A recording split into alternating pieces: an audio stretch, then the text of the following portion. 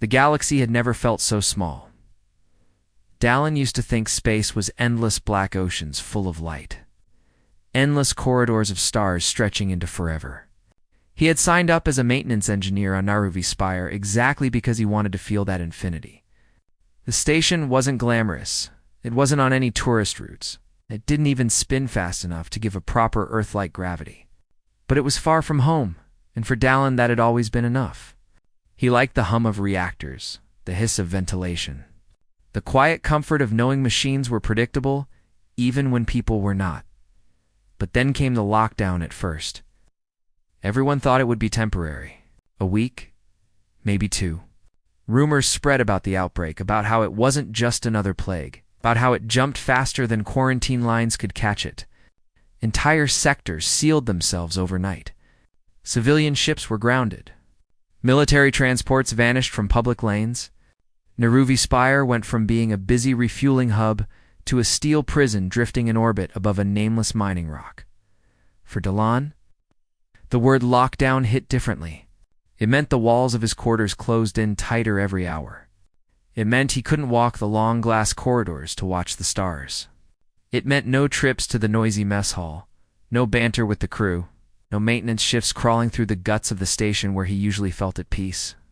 Instead, it meant being trapped in a small, square room, barely wide enough for 2 bunks alongside someone he barely knew. Her name was Kethri. Dallin remembered the first time he saw her. Tall, silver-skinned, 4 black eyes arranged in 2 neat rows. The other engineers had stared, whispering about how unnerving her face looked, but Dallin had shrugged. He had seen aliens before. Still, there was something about Kethri that unsettled him, not fear exactly, but an awareness, like being watched by a storm cloud that might break at any second. Her voice was low, almost like a vibration felt more than heard, and when she spoke, the words came slow and careful, as if she had to translate them. Inside her head, before letting them out, they had only shared the room for 2 weeks before the lockdown began. 2 weeks of awkward silences, of shuffling schedules, of trying not to bump into each other when turning in the narrow space. Dallin thought he could endure it. He'd endured worse living quarters back on Earth during his training. He told himself it was temporary, that soon traffic lanes would reopen and he'd hardly have to see her again. But then the announcement came. Full lockdown. All crew confined to quarters until further notice. The words hit him like a punch. Until further notice. That could mean weeks, months, maybe longer. The first day, he tried to keep himself busy. He organized his toolkit twice, then a third time. He ran diagnostics on his datapad until the screen gave him a headache. He put on old music files from Earth, songs he'd memorized years ago. But no matter what he did, the silence of the room pressed in around him. And worse, he could feel Kethri's presence like a weight. She sat on her bunk for hours, unmoving, her 4 eyes sometimes closed, sometimes fixed on the ceiling. Occasionally, she would hum, a low sound that seemed to make the walls themselves vibrate. Dallin tried to ignore it. He really did. But the room was too small, the sound too constant. He caught himself glancing at her every few minutes, wondering if she was watching him back, wondering if she was dangerous. That night, when he finally lay down on his bunk, he couldn't sleep. The hum continued, softer now, like a heartbeat through the walls. He told himself he didn't care. He told himself she was just another roommate, and humans had shared worse. But his chest felt tight anyway. By the second day, the strangeness deepened. He noticed her skin shimmer faintly at the joints of her arms and shoulders, a glow that came and went with her breathing. He wondered if it was some kind of alien illness. She was infected. Panic gnawed at him, but when he thought about reporting it, he realized there was nowhere to send the message. They were sealed off, so he stayed quiet, pretended not to notice, pretended he wasn't scared. But in truth, he wasn't just scared of her.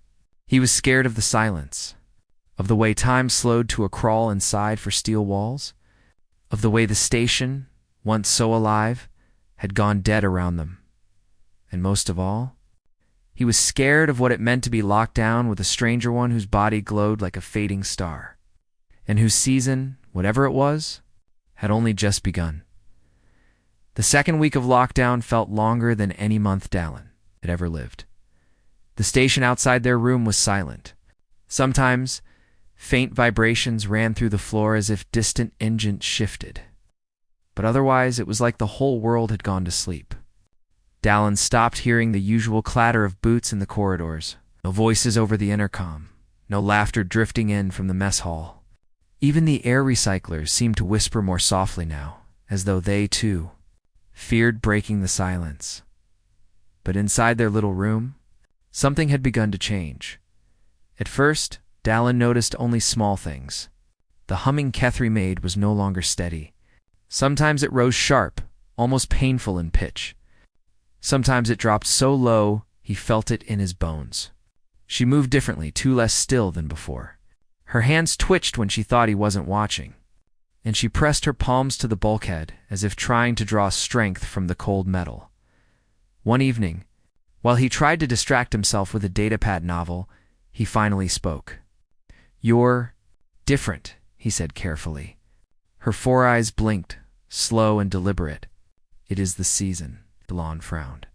"The season—" She hesitated. "Renewal." The word was thick on her tongue, like she had chosen it carefully. "My kind, we pass through cycles. Every rotation. It is the way of us. Without it, we weaken." Elon felt his stomach tighten. "What do you mean, weaken?" Kethri lowered her head slightly, her glow pulsing faint at her shoulders. "You will see." He didn't like that answer. Not at all. The next morning he woke to find her sitting on the floor instead of her bunk. Her skin shone brighter than before, a pale silver light leaking from beneath the joints of her arms. Her throat, even the corners of her eyes. She looked almost unreal, as if her body was not solid, but made of liquid starlight. "Kethri?" he asked, his voice rough from sleep. She did not move. Only the hum, soft and constant, filled the air. For the first time since the lockdown began, Dallin felt genuine fear. He didn't know if she was sick, if this renewal was some dangerous alien illness that could spread, or if it was something far stranger. His training as an engineer gave him no answers. Machines, he understood. Living beings. No manual had ever prepared him for this. As the day dragged on, Kethri's condition worsened. She stopped eating the rations they shared. Her breathing grew shallow, each inhale sharp, each exhale longer than it should be. She tried to stand once, but her legs buckled beneath her and she slumped against the wall. Dallin knelt beside her, panic rising in his chest. "What's happening to you?" Her four eyes opened slowly, one after another, their black depths shining faint with light. "It is the season," she whispered again. "We must share. Without closeness, the body fades." He stared at her, lost. Share what? Food? Heat? Energy? Presence? Her voice cracked, softer than ever. Another must remain near. The hum of life beside us. If not, our light turns empty. Delane sat back, breath shaky. So that was it. She wasn't contagious. She wasn't sick in the way humans thought. She was lonely, fatally lonely. And the only other living being in the room was him. For a long time, he didn't know what to do. His mind screamed at him to stay away, to protect himself. He thought about Earth training vids that warned against close contact with unknown species. He thought about how he hadn't signed up for this, how he only wanted quiet shifts and predictable machines. But then he looked at her again, the trembling in her hands, at the way her glow flickered like a candle fighting against wind, and something inside him cracked. That night, while the silence pressed heavier than ever, Dallin sat down on the floor beside her. He didn't speak. He didn't know what to say. He only sat there, close enough to feel the faint warmth radiating from her strange silver skin. Kethri's hum shifted, softening, steadying. Her breathing slowed. For the first time in days, her glow steadied instead of flickering. Dallin leaned his head back against the wall, heart racing, eyes fixed on the ceiling. He didn't know what he had just agreed to. He didn't know if it would save her or break him, but he knew one thing. From this moment on, they were no longer just two strangers locked in a room. Something else had begun. something he could not yet name. The first night Dallin sat beside K3, he told himself it was only temporary, just until she steadied, just until her strange season passed. He didn't move closer, didn't touch her, didn't speak. He only sat there, arms folded, back pressed against the cold wall, pretending he was still in control. But the room felt different after that. The silence was no longer empty. It pulsed. It breathed. It carried the quiet rhythm of her hum, and his own heart began to match it without his permission. When he lay on his bunk later, he could still feel the warmth of her body against the air, as though some part of her had followed him even across the small gap. Sleep came slow, and when it did, it was shallow, restless, haunted by dreams of silver light filling the room. By the second day, the strain began to wear on him. Dallin tried to resist. He buried himself in his datapad again, scrolling through engineering manuals he already knew by heart. He set himself fake repair schedules, sketching diagrams in the corner of his screen. Anything to pretend he wasn't thinking about the alien on the other side of the room. But he couldn't block her out. The glow from her body grew brighter in the dim corridors, washing the walls in soft silver. The hum vibrated deeper, pressing against his bones like a low chord he couldn't escape. He caught himself watching her when he thought she wasn't looking, her closed eyes, her trembling fingers, the rise and fall of her shallow breaths, and the guilt grew heavier. She was weakening. That much was clear. Her movements grew slower, her hands shaking when she reached for her ration pack. Once, she tried to stand, and her legs nearly folded beneath her until Dallin rushed to steady her without thinking. For one fragile second, her weight leaned into him, and he felt the heat of her body, intense, steady, strangely alive. Then she pulled away, embarrassed, and sat back down. That moment lingered in his mind long after. He couldn't focus. Not on the datapad, not on his thoughts, not even on the music he played in his earpiece. It was as if every part of him was tuned to her presence now, drawn in despite his efforts. And with each passing hour, he realized something simple and terrifying. If he kept ignoring her, she might die. The thought hit him one night like a knife. He sat on his bunk, head in his hands, trying to breathe. He remembered his training instructor's warning about alien biology, about keeping distance, about not letting yourself get entangled. But none of those lessons prepared him for being locked in a single room with someone who was fading in front of him. He couldn't watch it happen. Not anymore. That evening, he spoke. His voice cracked in the quiet. "Tell me what I can do," he whispered. K3's 4 eyes opened slowly, their black depths faintly glowing with light. She studied him for a long time, her expression unreadable. Finally, she spoke, her voice softer than he had ever heard it. "Sit with me. Stay close. That is all." Dallin's throat tightened. That was it? No strange ritual, no danger, no demand for blood or sacrifice, just closeness. Still, the simplicity frightened him more than anything, because he could give that. And once he gave it, he wasn't sure he could take it back. He hesitated. Then, with a deep breath, he slid off his bunk and lowered himself to the floor beside her. This time, he didn't keep the gap wide. He sat close enough that their shoulders brushed lightly, contact sparking warmth through him. K3 leaned into him just a little. Not enough to crush him, not enough to claim him. Just enough to remind him she was alive, and that she needed this. Her hum steadied, filling the room with a deep, soothing resonance. Dallin closed his eyes, his chest tight with something he couldn't name. He didn't know if this was right or safe or wise, but for the first time since the lockdown began, he didn't feel alone, and that terrified him more than anything. The first hours sitting close to K3 were the hardest. Dallin's whole body was tense, his mind full of alarms. He kept thinking of Earth's protocols, of warnings that shouted in capital letters, "Do not touch unknown species. Do not share extended contact." But every time he thought about pulling away, he felt her lean just slightly closer, as if afraid he would vanish. And somehow he stayed. The warmth of her body surprised him. It wasn't the warmth of another human. It was steady, deeper, sitting beside a stone that had soaked up sunlight for hours. Not hot enough to burn, not cold either. Simply constant. In the cold, recycled air of the station, that heat felt almost like home. They didn't speak much. Words seemed unnecessary. She hummed, her strange resonance wrapping around the silence. And without meaning to, he found his chest rising and falling in rhythm with it. At first he thought it was coincidence. But the longer he stayed there, the more his heartbeat seemed to fall in line with hers. It unsettled him. And yet it soothed him at the same time.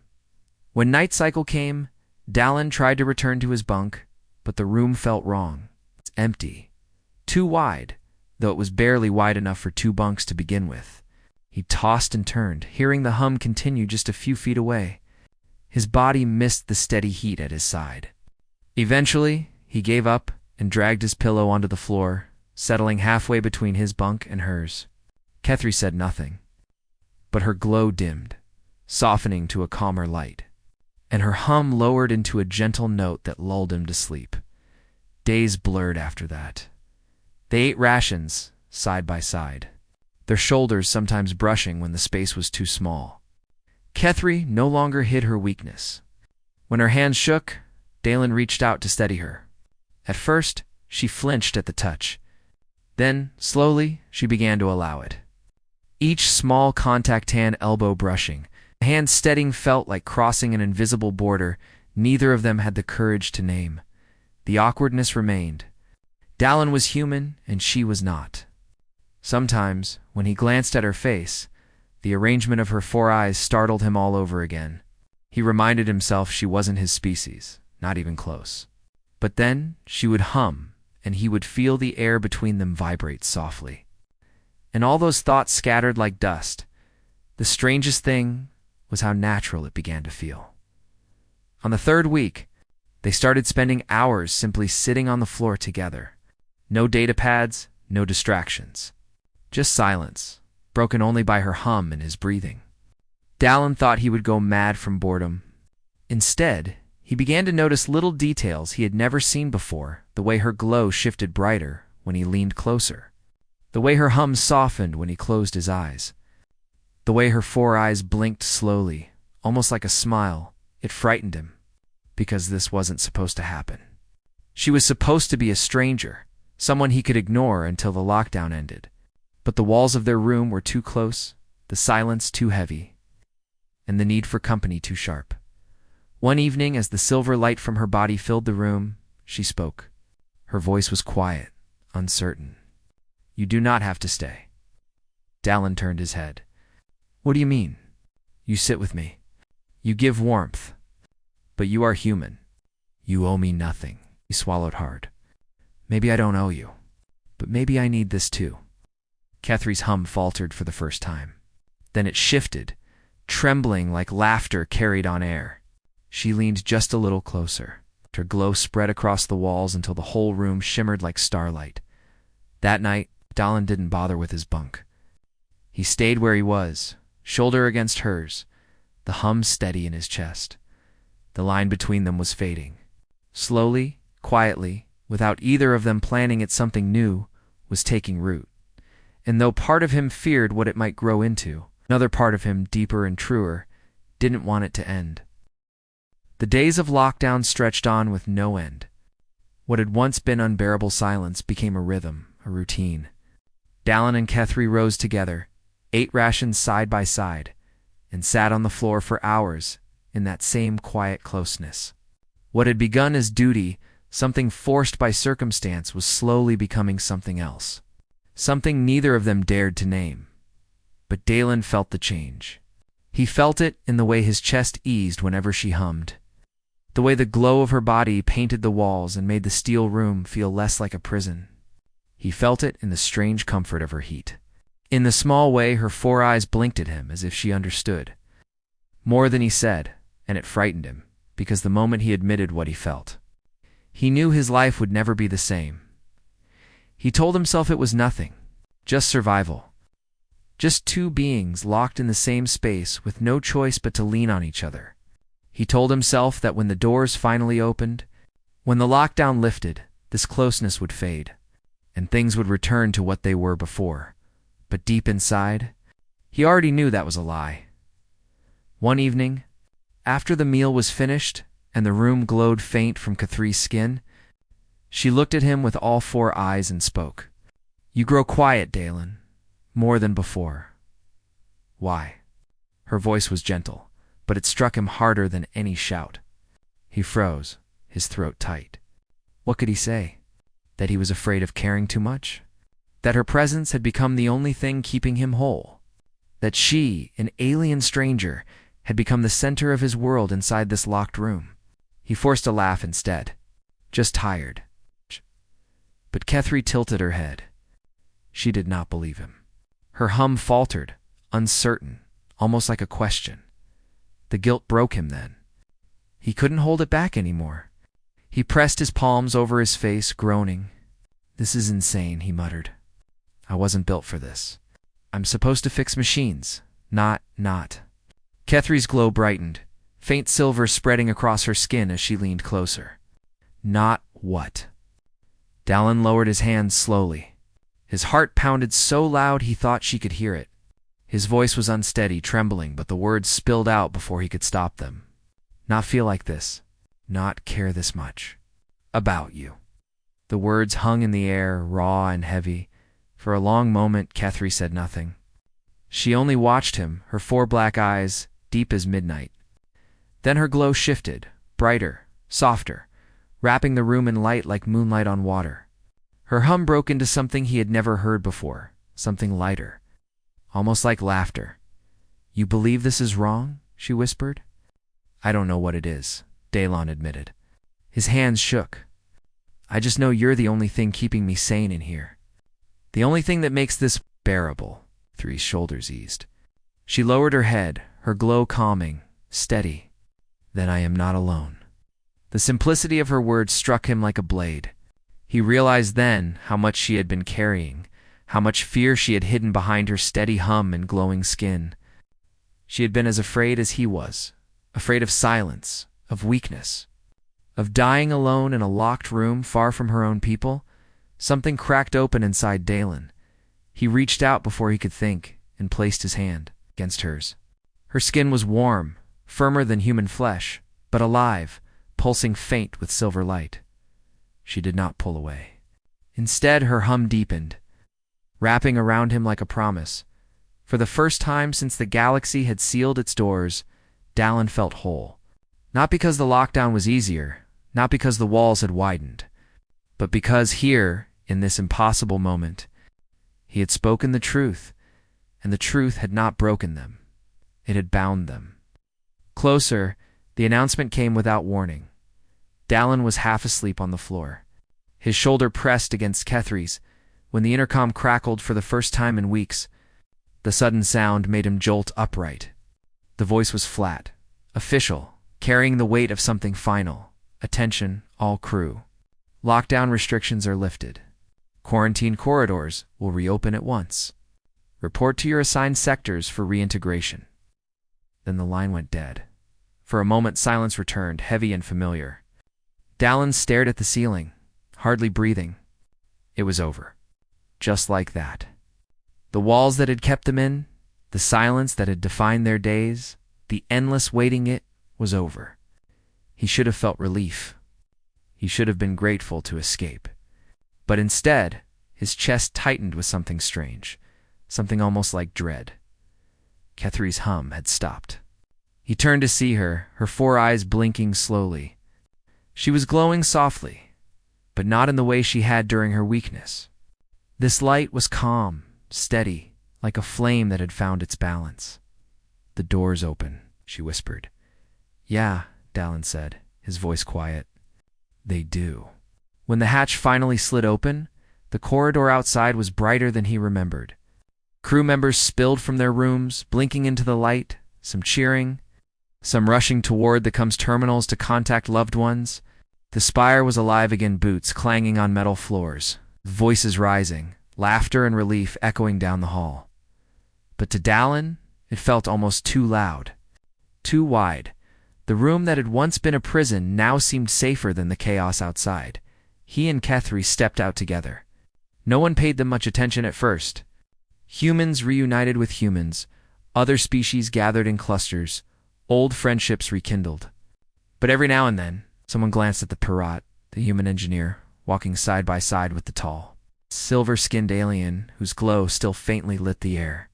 Dallin felt their stares but didn't care. He couldn't. For weeks the station had been silent. For weeks, Kethri's hum had been his anchor, her presence the only thing holding him together. And now, though the galaxy was waking up again, he realized he didn't want to step away from her. Not now, not ever. The following days blurred. The crew scrambled to restore order. Ships redocked. Systems were tested. Reports were written. But through it all, Dallin noticed the same strangeness he no longer felt at home in the crowds. The mess hall, once noisy and alive, now felt overwhelming. The laughter seemed too sharp. The lights too bright. He found himself longing for the quiet room, for the hum. For the way her glow filled the dark, Kethri too seemed uneasy. Surrounded by her own kind again, she stood taller, more confident. Yet her 4 eyes often flicked back toward him, as if to check if he was still near. When they were apart, even for a few hours, he felt it. An absence. An ache he couldn't quite explain. One evening, after a long day of recalibrating the reactor systems, Dallin found her waiting outside the maintenance bay. She stood silent, her glow faint in the dim corridor. "You do not belong here anymore," she said quietly. The words struck him. "What do you mean?" "You walk among them, but you look for me. You eat among them, but your eyes search the empty seat across from you. Your heart hums differently now." Dallin swallowed hard. She was right. He had changed. They both had. And no matter how much noise the galaxy threw at them now, it couldn't erase the weeks they had shared in silence. The closeness that had saved them both. He rubbed the back of his neck, nervous. "So what happens now?" Kethri tilted her head, her 4 eyes reflecting the corridor light.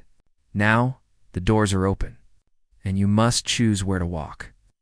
Her words stayed with him long into the night. The world outside had returned, full of light and sound. But in his heart, the question burned like fire.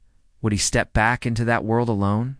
Or would he follow the path that had begun in a small, locked room, with a glowing alien who had changed everything? The galaxy moved forward as if nothing had happened. Ships came and went from Neruvi Spire again. Cargo moved through its corridors. Crew rotated between shifts. Laughter returned to the mess halls. The long nightmare of silence was treated like a story, a thing to joke about over meals. People were eager to forget, but Dallin couldn't forget.